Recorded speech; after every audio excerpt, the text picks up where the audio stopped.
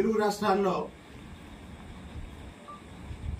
రాజకీయాల గురించి, రాజకీయ వార్తల గురించి మాట్లాడుకున్నంతగా అభివృద్ధికి సంబంధించిన విషయాలు చర్చకు రావు. దురదృష్టం ఏంటంటే చంద్రబాబు నాయుడు గారు ముఖ్యమంత్రిగా పనిచేసిన ప్రతిసారి అన్ని ప్రాంతాల్లో, అన్ని రంగాల్లో అంతకు ముందు జరిగిన అభివృద్ధి కన్నా ఎంతో ఎక్కువ అభివృద్ధి జరిగిన మళ్ళీ ఎన్నికలు వచ్చే నాటికి ఆ అభివృద్ధి చెప్పుకోలేకపోవటం వల్ల ఓడిపోయిన సందర్భాలు ఇంతకుముందు చూసాం.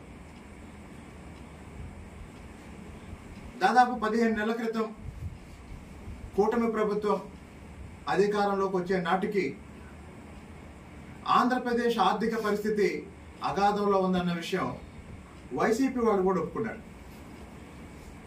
మరి ఆర్థికంగా అగాధంలో ఉన్న రాష్ట్రాన్ని మళ్ళీ ఈ దేశంలోనే నంబర్ 1 రాష్ట్రం చేస్తాను అని చెప్పేసి చంద్రబాబు నాయుడు గారు ప్రజల దగ్గరికి వెళ్ళి మాకు అధికారాన్ని ఇవ్వండి, రాష్ట్రాన్ని అరాచక పాలన నుండి అలాగే ఆర్థిక అగాధం నుండి కాపాడుతామని చెప్పి ప్రజల మద్దతుతో ప్రభుత్వాన్ని ఏర్పాటు చేసి ఈ 15 నెలలుగా చంద్రబాబు నాయుడు గారి ప్రభుత్వం, చంద్రబాబు నాయుడు గారి నాయకత్వంలోని కూటమి ప్రభుత్వం నిరంతరం చేసిన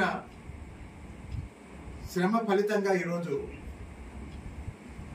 2025-26 ఆర్థిక సంవత్సరం 2025-26 ఆర్థిక సంవత్సరం మొదటి త్రైమాసిక ఫలితాలు, ఫస్ట్ క్వార్టర్ అంటారు బిజినెస్ భాషలో. మొత్తం ఆర్థిక సంవత్సరంలో ఒక ఆర్థిక వ్యవస్థ ఎలా పనిచేసిందో ప్రతి 3 నెలలకు ఒకసారి మదింపు చేస్తారు. 2025-26 ఆర్థిక సంవత్సరం అంటే ఏప్రిల్, మే, జూన్ మొదటి త్రైమాసిక ఫలితాల్లో జాతీయ స్థాయిలో అంటే భారతదేశ ఆర్థిక వ్యవస్థ 8.8% వృద్ధిని రికార్డు చేస్తే, భారతదేశ ఆర్థిక వ్యవస్థ 8.8% వృద్ధిని రికార్డు చేస్తే, అదే సమయంలో ఆంధ్రప్రదేశ్ రాష్ట్ర ప్రభుత్వం 10.5% ఆర్థిక వృద్ధిని నమోదు చేసింది.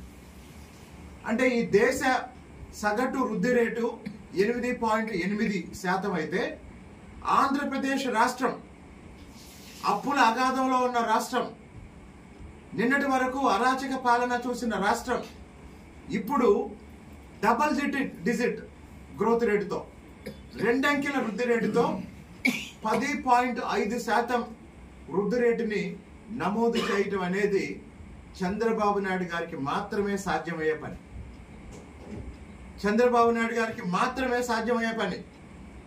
2014-2019 మధ్య కాలంలో కూడా ఇలాగే జాతీయ సగటును అధిగమించి డబుల్ డిజిట్ గ్రోత్ సాధించిన రాష్ట్రాన్ని ఆ తర్వాత 5 సంవత్సరాలు పాలించిన జగన్మోహన్ రెడ్డి శ్రీలంక పక్కన, ఇథియోపియా పక్కన, ఇతర చితికిపోయిన దేశాల పక్కన పెట్టాడు.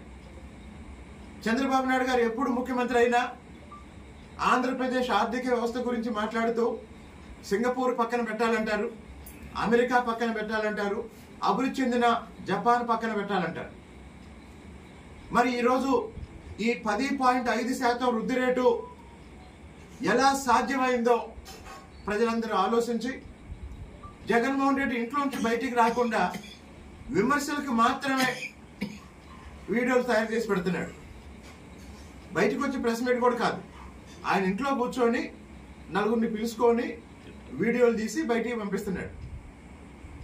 మరి ఈ 10.5% ఎలా సాధ్యమైందో, ఈజ్ ఆఫ్ డూయింగ్ బిజినెస్ గురించి మాట్లాడిన చంద్రబాబు గారు ఇప్పుడు స్పీడ్ ఆఫ్ డూయింగ్ బిజినెస్ గురించి ఏం చేస్తున్నారో ఎవరన్నా వైసీపీ నాయకులు చర్చకు వస్తే కూటమి ప్రభుత్వం తరపున నేను ఆ చర్చలో పాల్గొని జగన్మోహన్ రెడ్డి గారికి అయినా ఆయన పార్టీ నాయకులకైనా రాష్ట్రంలో కూటమి ప్రభుత్వం నాయకత్వంలో జరుగుతున్న ఆర్థిక అభివృద్ధి గురించి చెప్పడానికి సిద్ధంగా ఉన్నారు.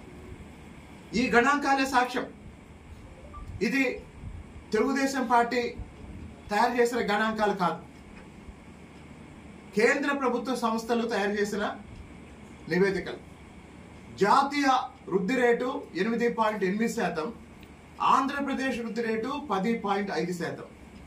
కాబట్టి రాష్ట్రంలో జరుగుతున్న అభివృద్ధికి సహకరించమని, అలాగనే సంక్షేమ కార్యక్రమాల్లో ఎక్కడైనా పొరపాట్లు కానీ చిన్న చిన్న తప్పులు కానీ ఉంటే మాజీ ముఖ్యమంత్రిగా రాష్ట్ర ప్రజల అభివృద్ధి కోరుకుంటే కూటమి ప్రభుత్వానికి సలహాలు ఇవ్వమని జగన్మోహన్ రెడ్డి గారికి సందర్భంగా విజ్ఞప్తి చేస్తున్నారు.